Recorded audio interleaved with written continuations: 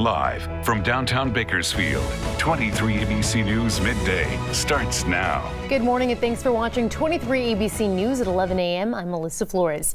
Today is Super Tuesday, and for those of you heading out to vote today, there are a couple of things you should know if you're voting here in Kern County. 23 ABC's Daniela Garrido has been checking out the polls this morning. She joins us live from the downtown elections office. Daniela?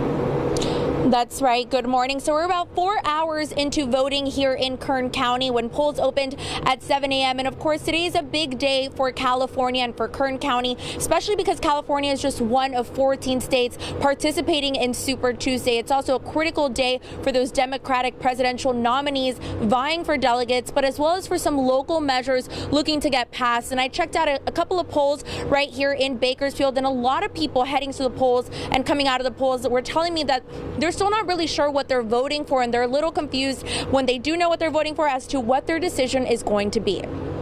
Yeah, so the reason for voting is pretty just American, right? I mean, we all need to vote. We all need to have a say.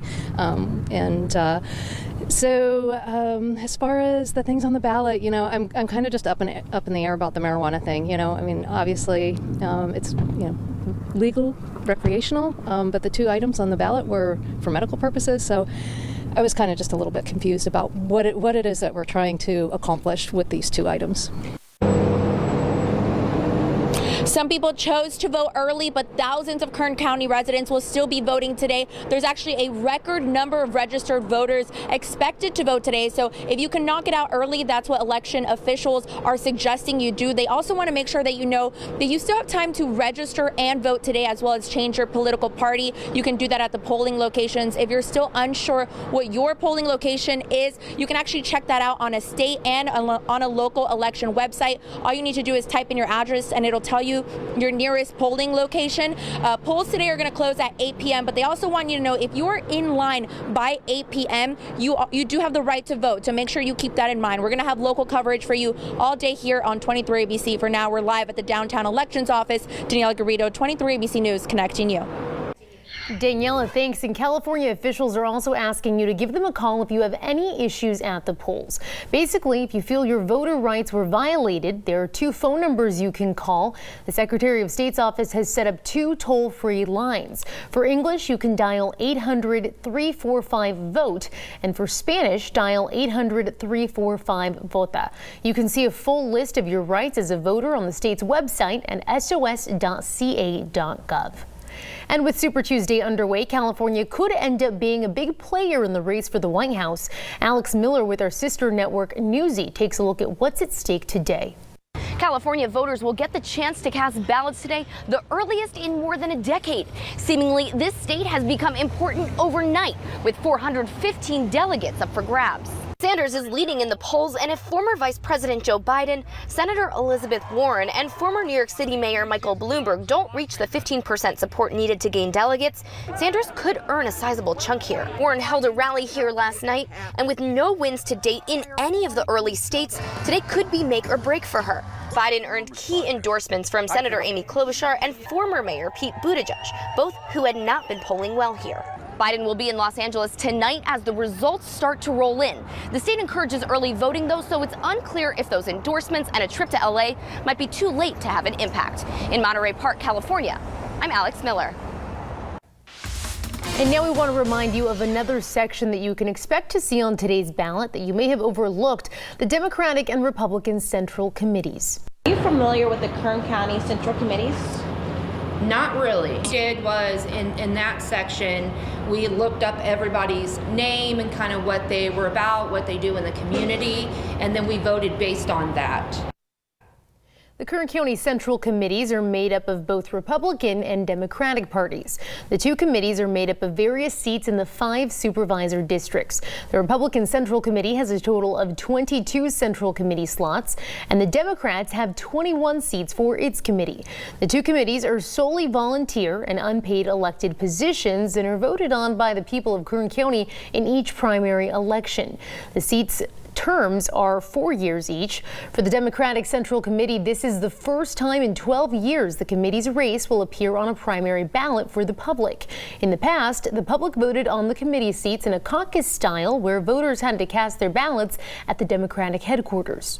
Committees are, it is required by the California Elections Code that these committees exist. It is a political action committee, a political party committee, enabled by the state. This committee performs many important functions to Republican victory in Kern County. One, we make official endorsements for the Kern County Republican Party. Second, we raise money to support Republican candidates in Kern County. And lastly, we help do the work. To learn more about the Republican and Democratic Central Committees, you can head to the Kern County Republican Facebook page. And for the Democrats, you can head to kerncountydemocrats.com.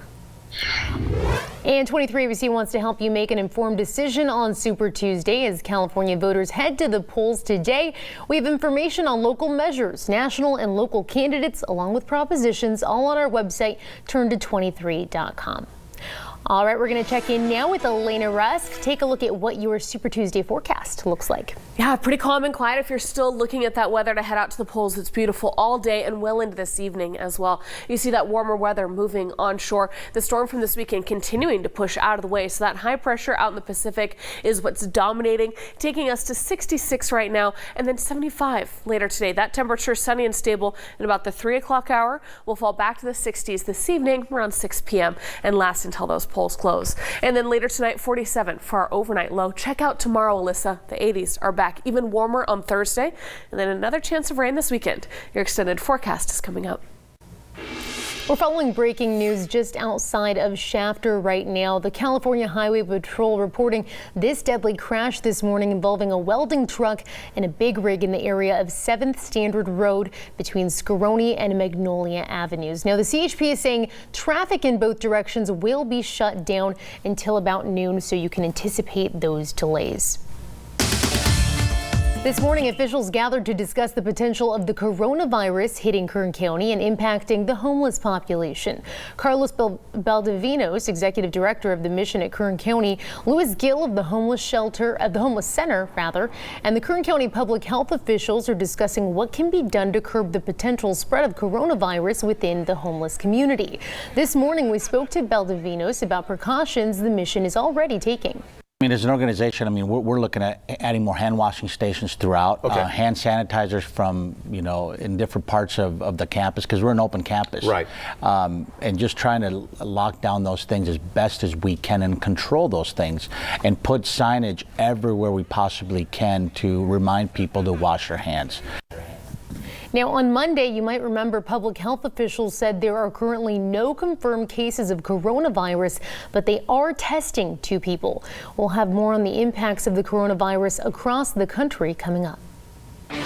In other news, Sheriff Donnie Youngblood is responding to a recent grand jury report that cited multiple issues with the current coroner's facility, such as a lack of workspace and a shortage of space to hold bodies and security.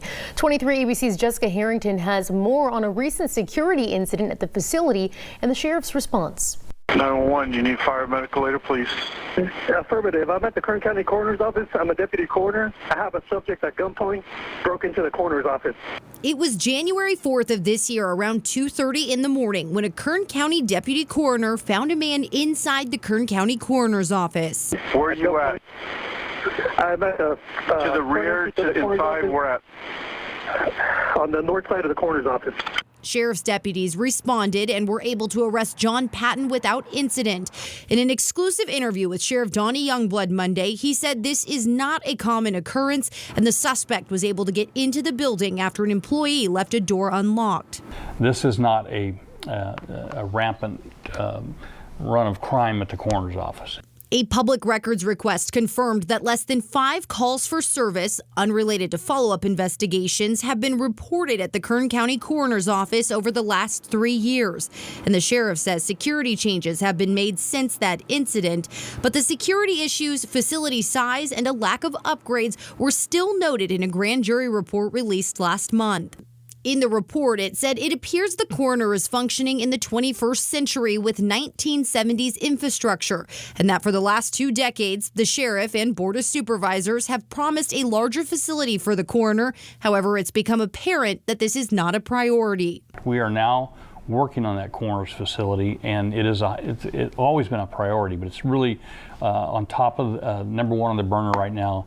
We're working diligently to get that because we've just simply outgrown where we're at. The sheriff telling 23 ABC the department is already working to fix some of the issues cited by the grand jury, but says other issues like staffing shortages runs throughout the sheriff's office. Deputy coroners are hard to find.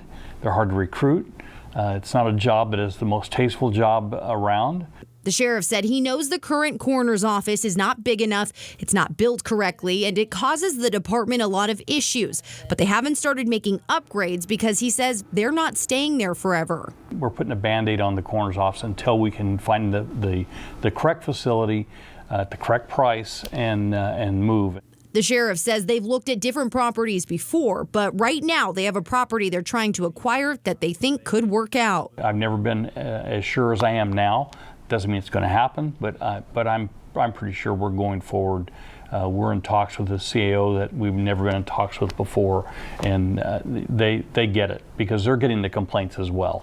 The sheriff says the department is working alongside the board of supervisors in their search, and they hope by the time they present the facility to the board, it will be approved. So we want to make sure it's done correctly, and we've been through a couple of buildings that we thought might work that didn't.